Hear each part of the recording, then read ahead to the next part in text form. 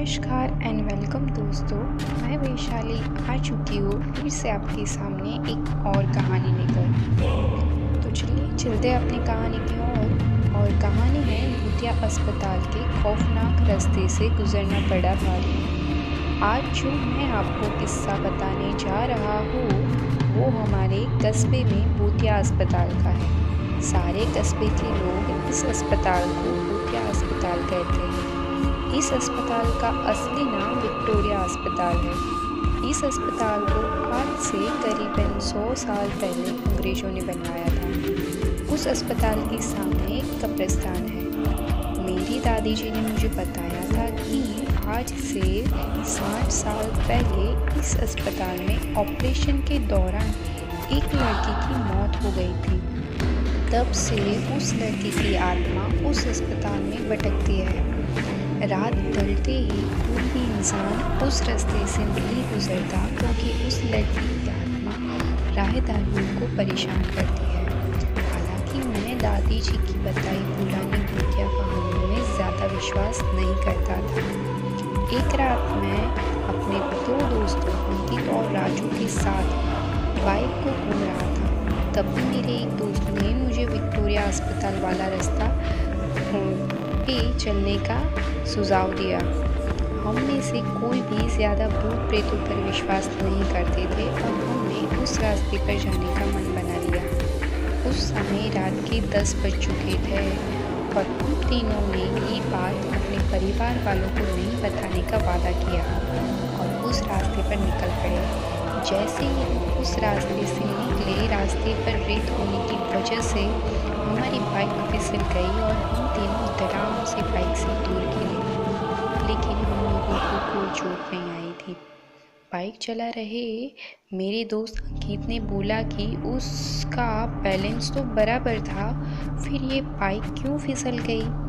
हालांकि वो थोड़ा डर गया था तो मेरे दूसरे दोस्त राजू ने बाइक चला ली। अब राजू बाइक चला रहा था। हम 1 किलोमीटर ही चले थे कि अचानक हमारी गाड़ी का टायर पंचर हो गया और गाड़ी की स्पीड तेज होने की वजह से गाड़ी इस बार पिछली बार से भी दूर तक फिसलती गई। इस बार हमें कोहनियों और घुटनों पर भी थोड़ी चोट आई थी। अंकित फिर से बोला कि इस जगह में ज़रूर कोई गड़बड़ है और हम लोगों को वापस उल्टे ही चलना चाहिए, लेकिन मैंने और राजू ने उसकी बात नहीं मानी और बाइक उठाकर पैदल चलना शुरू कर दिया। हम थोड़ी दूर ही चले थे कि अचानक किसी लड़की की चीखने की आवाज़ आई। ये सुनकर हम रुक गए और अंकित बोला, यार तुम लोगों को चीखने की आवाज़ सुनाई दी क्या? हमने उसकी बातों को अनसुना करा और कोई जानवर की आवाज़ होगी ऐसे बोलते हुए आगे चलने में लगे। 5 मिनट चलने के बाद फिर वही चीख फिर से सुनाई दी। इस बार तो हम दोनों को भी थोड़ा डर लग रहा था। हम तीनों ने वापस चलने के बारे में सोचा, लेकिन हम रास्ते के बीच में आ गए थे। पीछे चलने में 3 किलोमीटर और आगे चलने में 2 किलोमीटर और बाकी थे, तो हम लोगों ने आगे जाने का सोचा। थोड़ा आगे चलने पर हमें बरगद के पेड़ के नीचे एक औरत दिखाई दी। इतनी रात को अकेली औरत को देखकर हमारे तो रोंगटे खड़े हो गए थे। हम लोगों ने पीछे मुड़ने का सोचा, तब भी वो बुढ़ी औरत चिल्लाई, बेटा रुको, मुझे हाईवे तक का रास्ता बता दो। हमने पूछा कि इतनी रात को आप इस रास्ते से कैसे निकल रही हो? तो उस बुढ़िया ने बोला कि मैं पड़ोस के गांव की रहने वाली हूँ और मेरे पास पैसे नहीं हैं, इसलिए मैं पैदल ही निकल पड़ी हूँ। हाईवे के उस पार मेरा गांव है। हमने बुढ़िया की बात पर विश्वास कर लिया और आगे निकल पड़े। रास्ते में वो बुढ़िया हमसे सारी बातें पूछने लगी। बुढ़िया हम तीनों के पीछे चल रही थी। हम तीनों दोस्त अब अपनी बात आगे बढ़ा रहे थे। तब भी राजू बोला कि लो माँ जी, आपका रास्ता आ गया।